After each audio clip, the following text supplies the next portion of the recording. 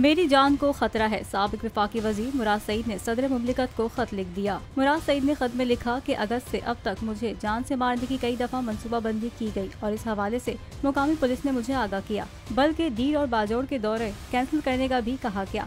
मुराद सईद ने लिखा कि मेरे खानदान को डराने धमकाने का सिलसिला जारी है। मरकज में PTI हुकूमत के खात्मे के बाद से मेरे खिलाफ झूठे मुकदमात भी दर्ज किए गए। जुलाई में मालाकंड में बदअमनी ने सर उठाना शुरू किया तो मैंने बरवक्त इसके असबाब की निशानदही की।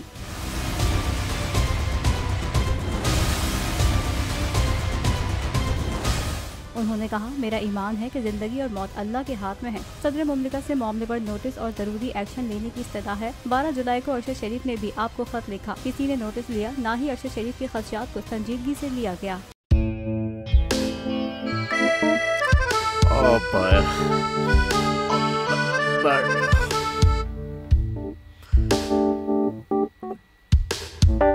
इंतशार से निकलने का वाहिद हल इंतखाबात है। हकीकी आज़ादी मार्च आज रवा।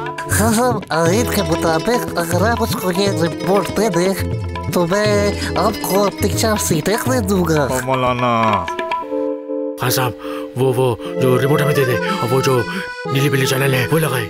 जाओ शबास। हम ऐसा टीवी देखते ही नहीं जिसका रिमोट हमारे हाथ में ना हो। और यहाँ पे कोई 2 नंबर ही नहीं चलेगी। और हम कोई गुलाम है जो आप रिमोट मांगे हम दे दें?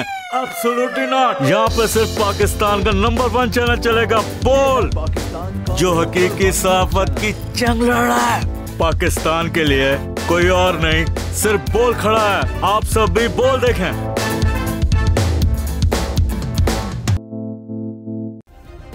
सब्सक्राइब करें और बेल दबाएं ताकि कोई खबर रह न जाए।